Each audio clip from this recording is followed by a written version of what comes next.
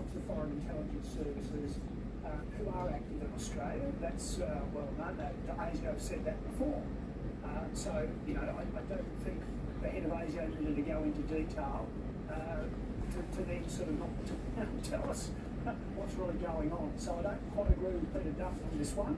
I think we should be told Australians deserve to know the truth, and we're meant to be an open and free society. Although sadly over the last 20 or so years, with this war on terror, etc., we've seen a lot of our liberties curtailed, a lot of very draconian legislation and secrecy come into the government of Australia, and I think we need to be heading the other way actually. Right. And you have to feel for, me, I know, I've had names tossed at me and said, we're gonna need to roll. What do we get? Oh, camera woman, really? Would be horrified. What's up, Chef TV man? So, one sec.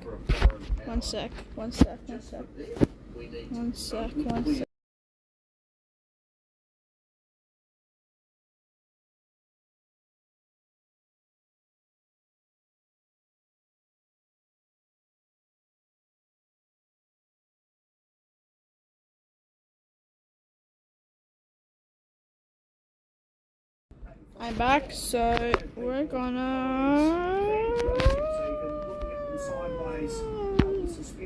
fun to video. I'm back, so we're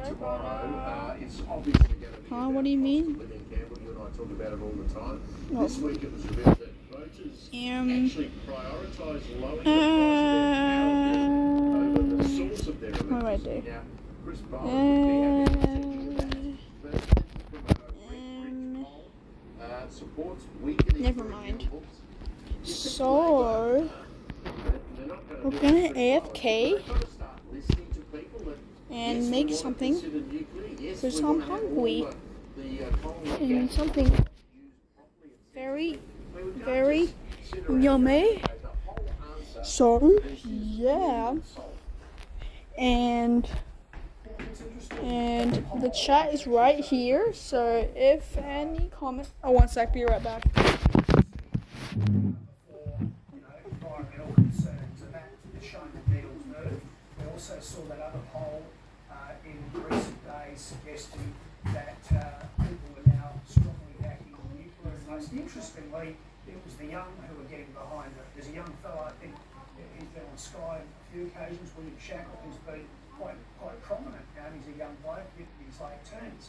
So, the needle's moving, and I think Australians are working out that the cost of net zero is probably something they don't want to bear, and they're looking for people to come up with new ideas. So I think the coalition are right to be putting forward the nuclear option, and I think that Chris Bowen and the Prime Minister are looking increasingly isolated and silly when they just keep saying, perhaps clinging to their university sort of zealotry of 40 plus years ago. They're saying, they're hanging on to their sort of anti-nukes sort of stance from all those years ago. They're looking silly.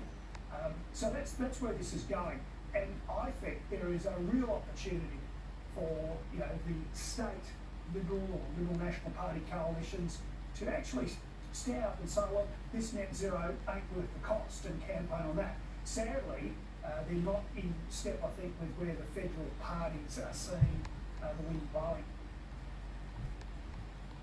Yeah, I've got a picture I'll show you later on of a bunch of EVs, BMWs, can you believe it, worth 130 grand each, lined up outside the BMW dealership down here in Melbourne to chauffeur around the ASEAN delegates when they get here. They're all owned by you and me. The government paid for them out of taxpayers' money. I don't want to talk about that. I want to go to the story that I think got swapped a bit by Dunkley this week, and I reckon it's really important. It happened where you are in Queensland. Supreme Court ruled that those COVID-19 mandates breached the human rights of police and ambulance service staff.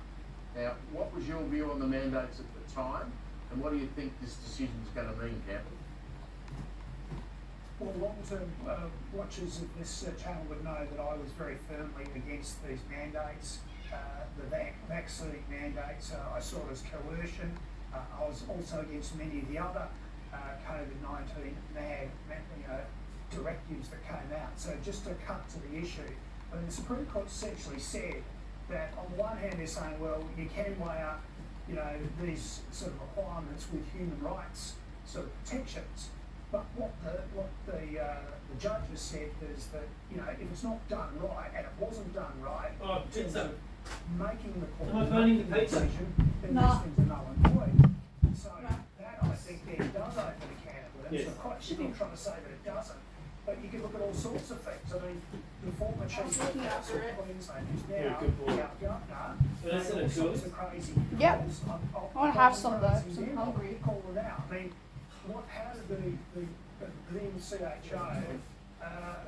make a decision and balance out human rights by saying Queenslanders who were locked out of the state, or former Queenslanders who were wanting to come back to see dying relatives, dying of cancer or some terrible disease, couldn't come in to say goodbye?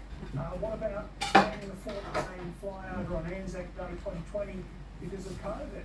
What about saying that people who were travelling in their private motor vehicles by themselves had to wear masks? How were human rights balanced in all those cases, and was a proper decision made to stand up under this determination from the Supreme Court? These things will need to be examined, and it particularly could have currency in both the ACT and Victoria, where you have human rights legislation. Triggering me. I mean, are you deliberately trying to upset me on a Friday night by reminding me about what was done to us in 2020 and 2021? I've just broken out into a cold sweat camp. Okay, pizza's ready. It's on the table. You're eating it here. And it's hot.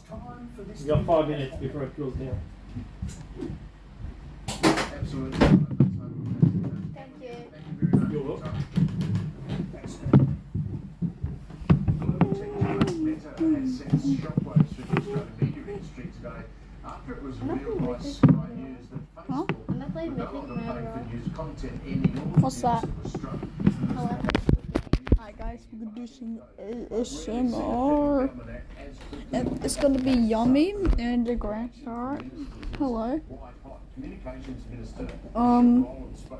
My moderator. Hello.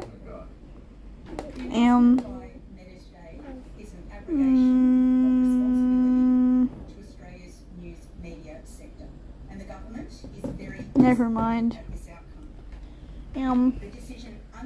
So hot. Lol.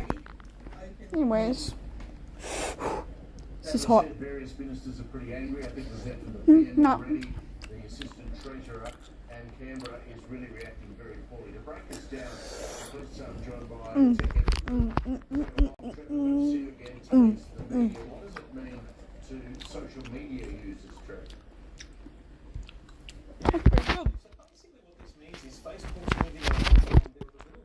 End stream now. Because you got something. Honestly, how to get the crop gun. Well, goodbye, guys.